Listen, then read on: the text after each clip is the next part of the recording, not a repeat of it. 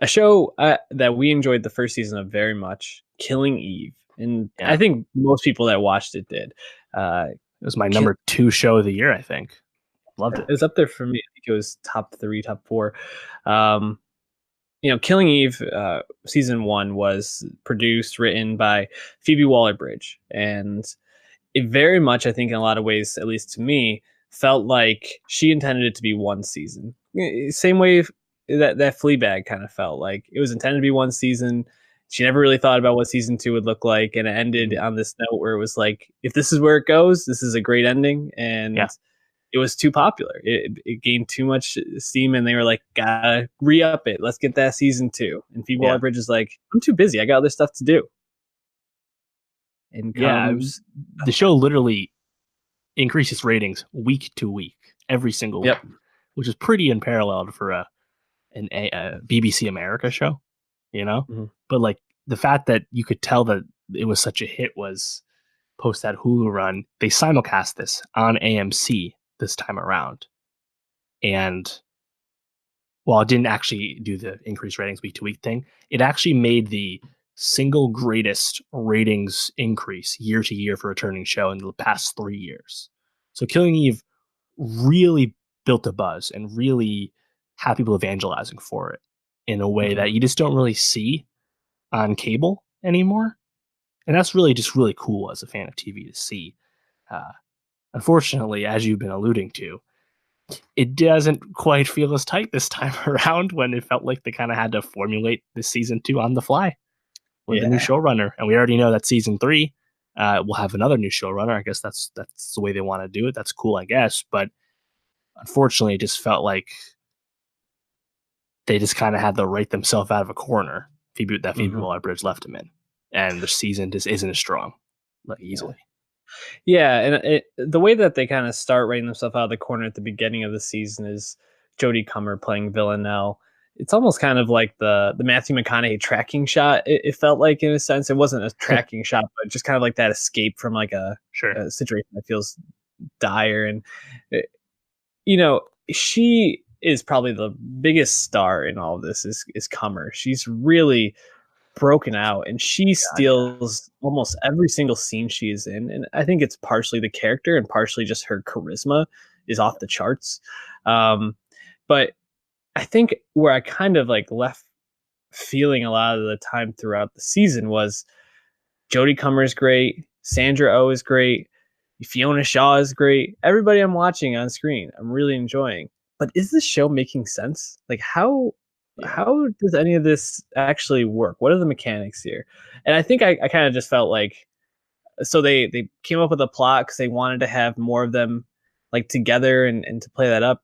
Whereas a lot of what the first season I think thrived on was like this like longing from afar, and I guess you couldn't really Yeah.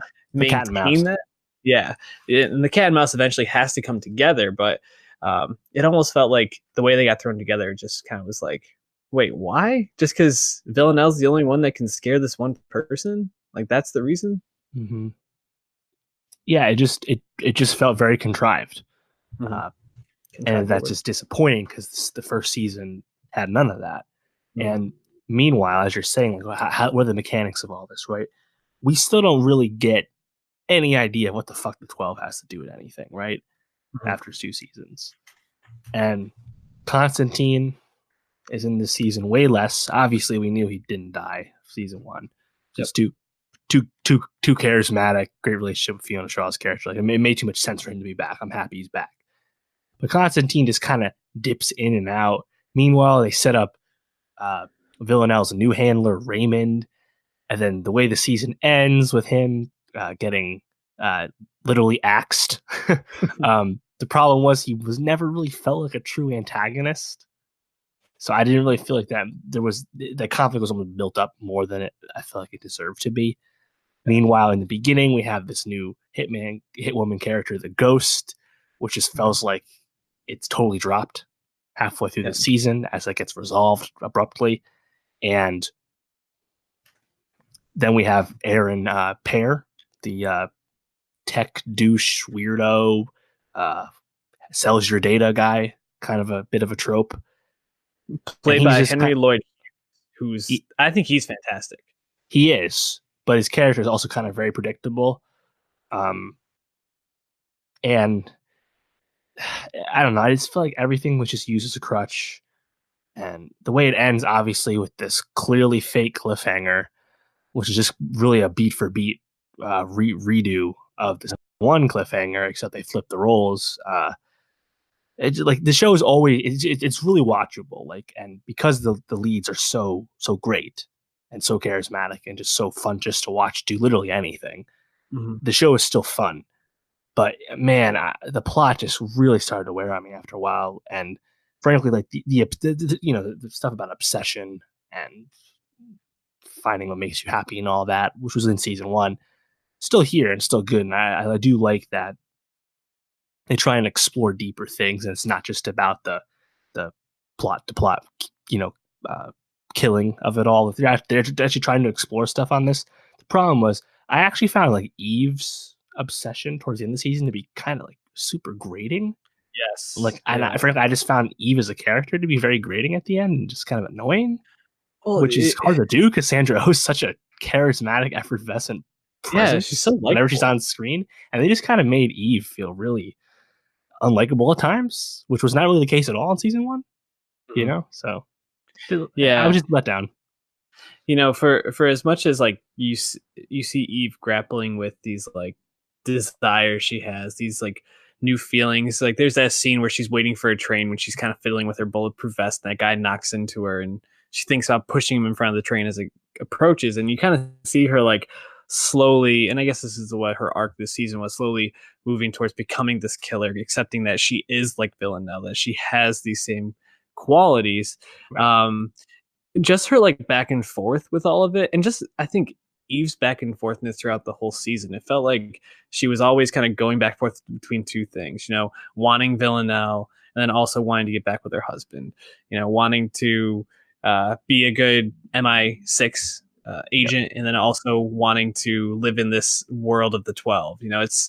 It just felt like she was always kind of between two places, and it felt a little frustrating. And I think that also her relationship with Villanelle throughout the season was pretty frustrating because it felt like it was this tug of war, but it felt worn down by the end. Like it wasn't fresh. It was like, Yeah. okay, we get it. She doesn't want to give in to this temptation, but like after 5 episodes, I don't need her to like be getting angry every time Villanelle's like, coming on to her or trying to like Hmm. get her to like accept her. It's just, it felt like a little bit drawn out.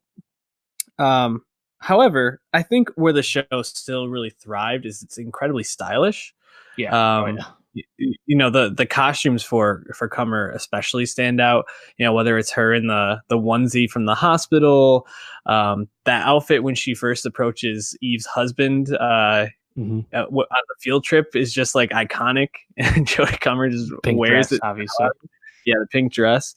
Oh yeah, that whole scene where she's wearing like the pig mask is like Oh, just love that. ridiculous. Yeah, crazy. Um, so I think there's still a lot here, and the music drops I think still are really good. Yep.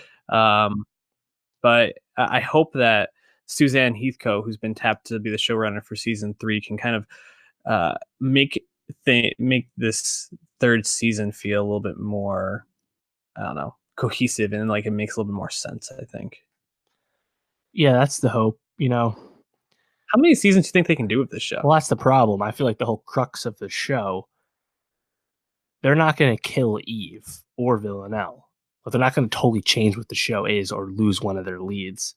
Therefore, I have a hard time understanding how the story is going to continue to be not feel contrived unless they really find a way to write something really cool and just kind of change the dynamic between the two characters. Because the obsession angle, which I said I liked, doesn't land as well when it just feels like you're using crayons to get us there. So I would not mind if this show takes a little longer than a straight up year to come back. Maybe they take some more Mhm. time to really hash this out. I didn't check. Maybe they're starting production in a few months. I don't know. But because season one was so strong, I just really want the show to get back to that, or at least get close to that. Because again, you have these leads, you have this style, you have this chemistry between your two leads. Like there's so much here still, even in a down season. that I feel like AMC, BBC America, they'll be extra motivated actually to try and get that back given these rating gains. Like you have a certified hit that the critics did like. So let's try and tweak that just a little bit. So we'll see. Yeah, and the thing I think that will be a hindrance to the show if it's not made in the next year is I have to expect Jodie Comer's going to start getting offers to make a lot of things. Although Yeah. checking her IMDb, she only has one thing lined up, which is Free Guy in 2020 as Hmm. Molotov Girl, which I know nothing about this project. It looks like Ryan Reynolds is in some way attached to it, but I mean, if she's that available, if she really doesn't have anything else going on, uh, keep making them, I guess, while you still have Jodie Comer, because I don't see her staying not busy moving forward.